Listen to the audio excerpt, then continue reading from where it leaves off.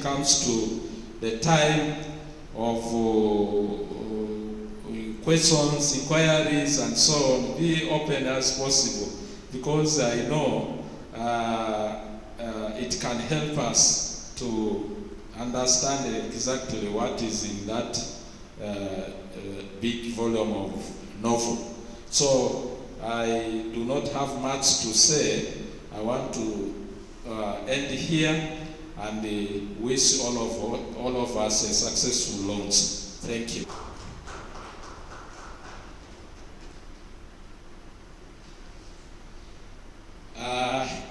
Now, by the authority given to me, I want to invite Mr. Atiku Andrew to tell us more about the book and the other things you want to add for this function. You are most welcome.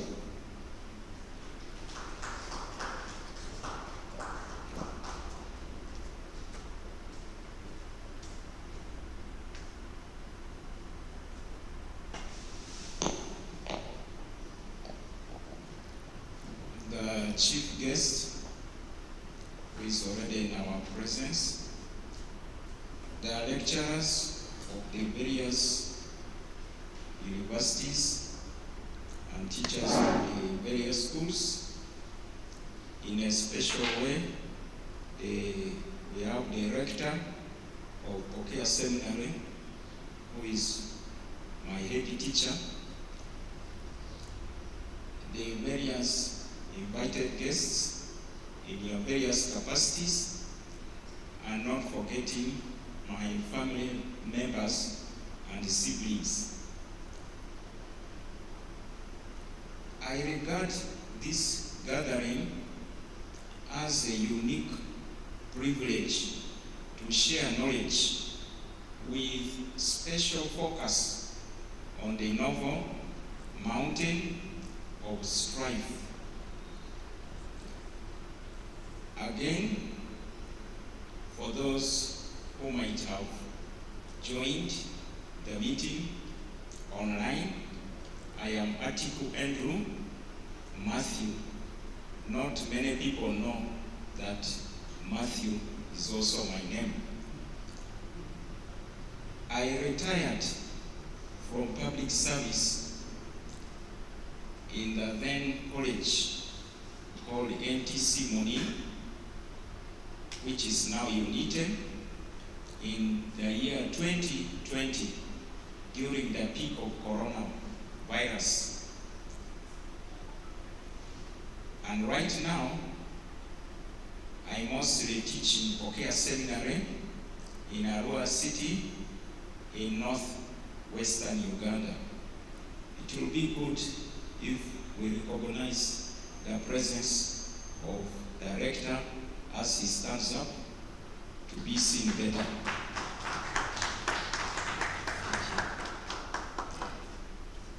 I also teach in UNITE Arua campus. I have not stopped work there. Although I retired, I teach on contract. I am married, as it was said earlier, to Honorable Dorothy. Could you stand up for recognition? Some of our children are not here, but we have got Mogul and Ijovia, and the grandson, Mongwa Viku, who is in our presence. My siblings are here with me. We have got Andama Alfred and Garu Elizabeth.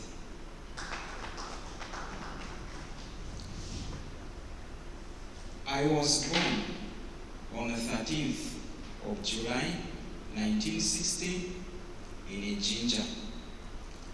And my parents at that time were Warrant Officer 1, Angwaku Barnabas Kili, and my mother's name was Susan Ondoro. We used to live in the barracks of the 4th Battalion of the East African Army. I began my elementary education at Jinja Nursery, and then I joined Wandi Primary School in 1967, where the Reverend Canon Enoch Yada laid in me a foundation of Christian and moral values. I next went to Mbuya Army Primary School in 1968, and I was taught by soldiers who were also teachers. I do remember Corporal Nathan, Private Aziz, Corporal Omugoro. They raised me up, and this little by little made me what I am today. It's not only one teacher who groomed me, but a series right from my infanthood. I joined Budo Junior School, the place it is also called Kabinja, in 1969 for primary 3. And I was able to join because my father was an army major and living in Kampala. He was also the chief education officer of the Uganda Armed Forces that time. So that's why access to Budo Junior School was made easier. At Kabinja, I was encouraged a lot by my teachers. I remember my history teacher for P4, she was called Miss Nakamia. She used to encourage us to make research about our origin, find out where our clans came from. And when I came for holidays in Wandi, I tried to ask a few elders. When I was yet in P4, then we had a tough teacher called Miss Semakula, who was a no-nonsense teacher. She used to teach us English, and it made us to progress in language, especially tenses. History became one of my areas of interest. When I went to King's College, Budo, we had a humorous history teacher called Mr. Wabudi, who made me love history. And my house master of Ghana, he was called Mr. Sebatindira. He increased my interest in literature. Eventually, the country became unstable and it disorganized many of us. And after the post-Amin insurgency in West Nile, whereby we went to exile, we returned. I joined Mvara Secondary School, which is near about 500 meters from this room. And we had a literature teacher called Mrs. Jachan. Many of us know her. She was a friendly literature teacher. I'm emphasizing on some of these qualities of teachers because children get interested in your subject according to the way you conduct yourself and handle them. Mr. Lokore eventually taught me a lot of literature, novels, when I was at National Teachers College, Muni. Later, at Makerere University, Mr. Y.B. Walubi, there was also Dr. Kasalina Matovu and Dr. Aaron Mushenyeshi. They improved my knowledge in literature. There were some of my chief examiners when I started work with UNEM. There was Mr. Jotham, and we had Amatre James, somebody from Maracha. They made me learn much more. And all this built in me the ability to attempt writing a novel. In other words, they planted seeds in me. It does not mean that I did not benefit from other subjects. Every subject has helped me. Even physics, at home, I apply a lot of physics, although I am a literature teacher. Every subject builds a human being to become accomplished. In a special way, I was mentored in the process of writing by one of the renowned authors. He's called Mr. Julius Ochino. I think somebody from Acholi Sub-region. He became my friend. When he learned that I wanted to write, he began teaching me, giving me advice and guidance. I have a special friend who has moved with me in this journey of writing, and that is Mr. Senoga Godfrey, who teaches in Uganda Christian University, Mukono.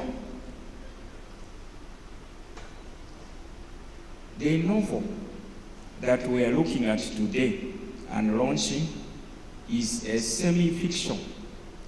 And semi-fiction means that it is an imaginary story to a small extent. And then to a greater extent, there is a lot of reality, things that actually took place. There are some names of characters who existed. And in novels of this nature, it's not exactly like a history book. Some of us might try to compare with history textbooks. In literature, you may have a name like Kafira. There is no place in the world called Kafira, but there is a novel which talks about, a play which talks about Kafira.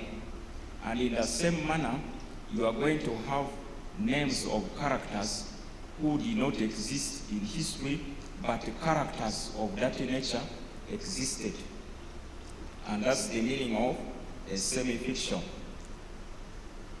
There are a lot of legends and myths within this novel. The purpose of including legends was to sensitize, especially our youth who no longer hear legends from elders. The fireplace where stories used to be told is non-existent today with the modernization. We have a protagonist within the novel. The protagonist is the main character through which the novel progresses from the beginning up to the end. The main character drives the plot or events. You'll find the name there. There is a main character, and then this character is born in the Lubara culture or setting on Mount. The Lubara name is Mount Iti, but commonly it is known as Mount Wati. And this character loves Lubara culture. He promotes Lubara culture. He defends such that when the colonial forces came to dominate Africa and acquire colonies, he was one of those who resisted. And among the Lubara, such conflicts existed. And I built the story out of that. There are some characters called author surrogates. And through these surrogates, most of my opinions are passed on to the readers. You will easily identify them. This novel is dominated by the original Lubara outlook to life, and then the divergent Victorian etiquettes. There was a queen called Victoria in England, and when the story in this book occurred, Queen Victoria was on the throne.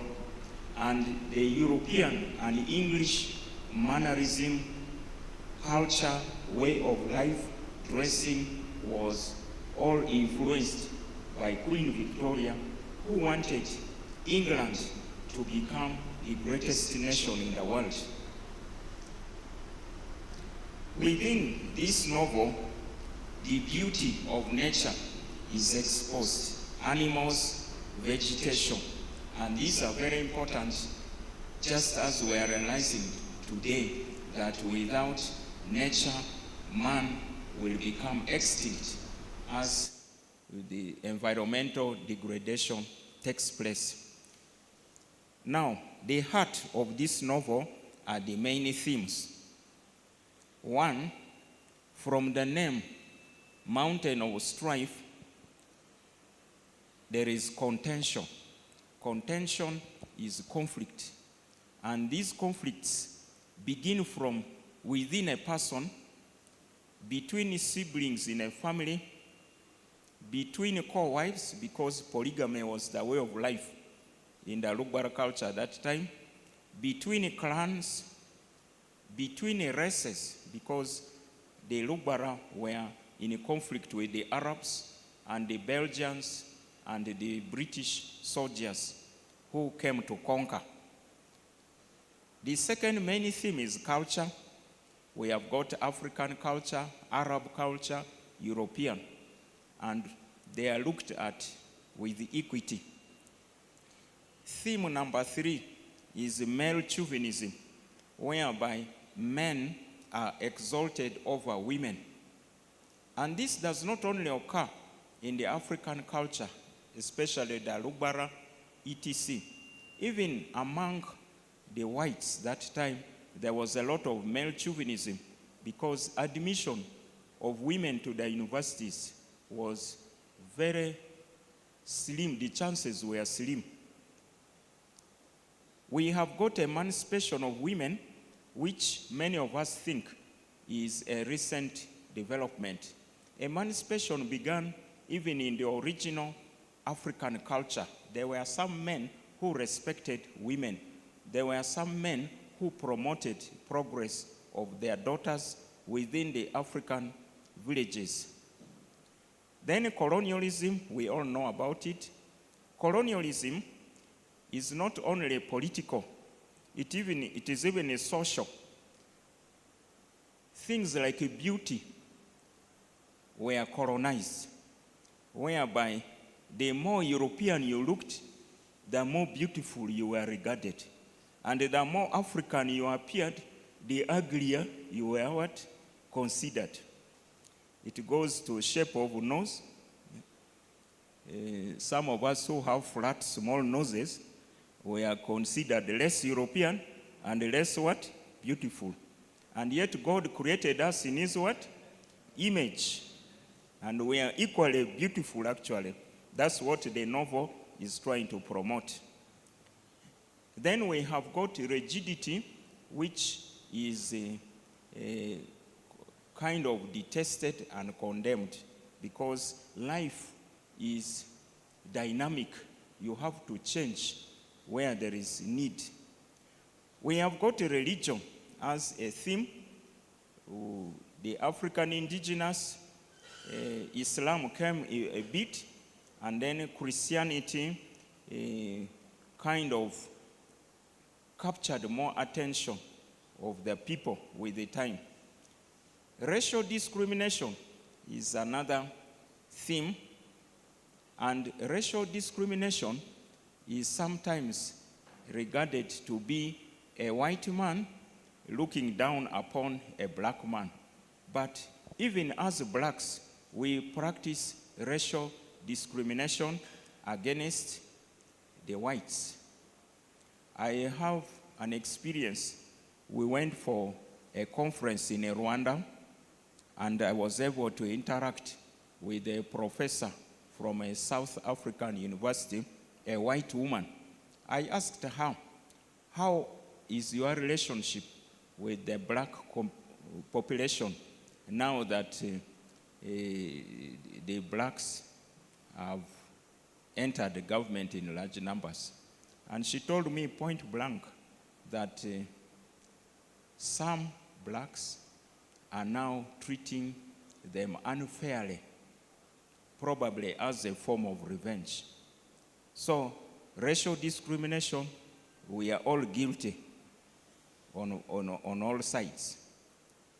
We have love and marriage, which I will not elaborate so much because it's there, we know it, we see it, and we experience it. Justice is another theme.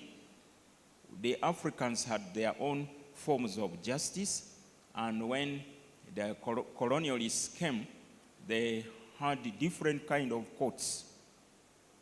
Then nature. We have nature which is sometimes overlooked.